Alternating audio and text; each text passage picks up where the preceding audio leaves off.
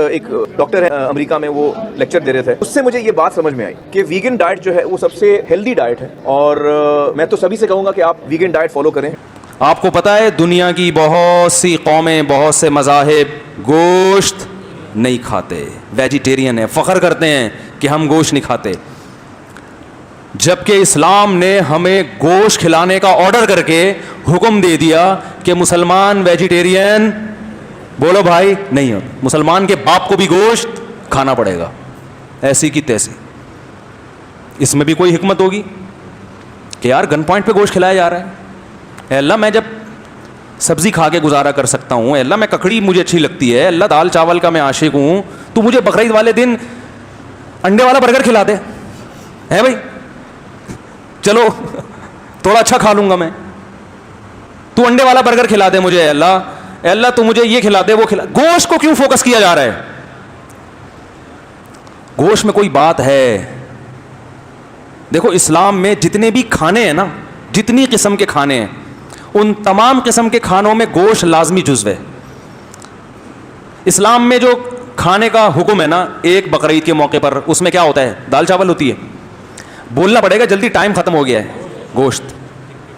دوسرا کھانا ہے اسلام میں ولیمہ, کیونکہ وہ شادی کے موقع پر ہے جس سے آپ لوگوں کو بہت پریشانی ہوتی ہے, لیکن اسلام نے کہا کہ جب بھی شادی کرو اولم ولیمہ لازمی کرو, چاہے دوسری شادی ہو, تیسری ہو, چوتھی ہو. اس میں بہت سی حکمتیں کی ہے کہ جب آپ یہ بتاؤ گے کہ میں الحمدللہ اپنے کام پہ کیا ہوں, مطمئن ہوں, شرمندہ بالکل بھی نہیں ہوں, تو اولم ولو بشاتن, اگرچہ ایک بکری کیوں نہ ہو. یہ نہیں نبی نے فرمایا ولیمہ لازمی کرو, چاہے پان کے پتے کھلا دو کسی کو, چاہے دال چاول کھلا دو کسی کو. یہاں بھی کیا ہے؟ ارے بول لو یار, گوشت. امام محمد جو امام ابو حنیفہ کے شاگرد ہیں, وہ کہتے ہیں ولیمے پہ گوشت کھلانا یہ اس نوعیت کی قربت اور عبادت ہے کہ بقرعید کے جانور میں اگر ولیمے کی نیت سے حصہ ڈال لیا نا تو سب کی قربانی ہو جائے گی. فتویٰ نہیں ہے اس پہ, لیکن ایک مثال دے رہا ہوں کہ اتنی بڑی قربت, اتنی بڑی عبادت ہے یہ. تیسرے نمبر پہ جو اسلام میں دعوت رکھی گئی ہے وہ ہے بچے کی ولادت پہ, جس پہ آپ لوگ 2 بچوں کے بعد تیسرے بچے پہ فیملی پلاننگ والے کہتے ہیں یہ معاشرے میں صحیح نہیں ہو رہا. لیکن اللہ کہتے ہیں کہ اگر 18واں بچہ بھی پیدا ہوا ہے تو کیا کرو, خوشی میں بکرا کاٹو, لڑکے پہ 2 بکرے, لڑکی پہ 1. تو یہاں بھی دعوت کا حکم ہے نا 18ویں پہ, تو دعوت کا حکم ہے یہاں پر. تو یہاں بھی نبی صلی اللہ علیہ وسلم نے شکرانے اور خوشی کے موقع پہ جو کھانے پینے کی چیز کا تذکرہ آیا ہے اس میں کیا ہے؟ بولتے کیوں نہیں یار, گوشت. تو یار یہ کیا مسئلہ اسلام بہانے سے. اب دیکھو جو گوشت نہیں کھاتا وہ تو اسلام کی ان عبادات پر عمل کر ہی نہیں سکتا نا, وہ تو ان میں شرکت کر ہی نہیں سکتا ہے. تو اس کا مطلب اللہ تعالیٰ مسلمانوں کو کیا کھلانا چاہتے ہیں؟ گوشت. اچھا, گوشت میں بھی پھر 2 قسمیں ہیں گوشت کی. ایک چکن جسے کہا جاتا ہے, فش کہا جاتا ہے نہ. یہ عقیقے میں فش کا تذکرہ اللہ نے فرمایا کہ بھائی جو 1-2 بکرے نہیں کاٹ سکتا وہ 18 مچھلیاں کھلا دے. بھائی عقیقے میں بکرا کٹے گا یا گائے کا حصہ ہوگا یا دمبا ہوگا.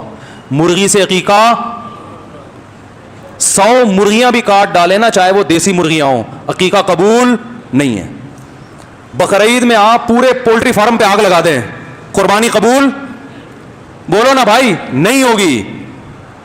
مچھلیوں کے کنٹینر آپ پبلک کو کھلا دیں, عقیقہ نہیں ہوگا. تو یہ گوشت میں بھی اللہ نے جو یہ والے گوشت رکھے ہیں نا, دمبا, بکرا, اونٹ, تو جب گوشت کم, دیکھو گوشت ان جانوروں میں دیکھ لو نا, جو جانور گوشت کھاتے ہیں اور جو سبزی کھاتے ہیں دونوں کا کمپیئر کرو آپ. شیر کیا کھاتا ہے؟ گوشت. بکری کیا کھاتی ہے؟ تو کیا بکری شیر کا مقابلہ کر سکتی ہے بھائی؟ شیر کی دھاڑ دیکھو. ٹماٹر کے بغیر زندہ رہ لیں گے, گوشت کے بغیر ہم زندہ نہیں رہ سکتے. تو گوشت کھانے والے کی طبیعت میں قوت غضبیہ ہوتی ہے. تو نماز کے بعد ایک نکاح ہے, وہ بھی گوشت کھاتے ہیں, اسی وجہ سے دوسری شادی کر رہے ہیں.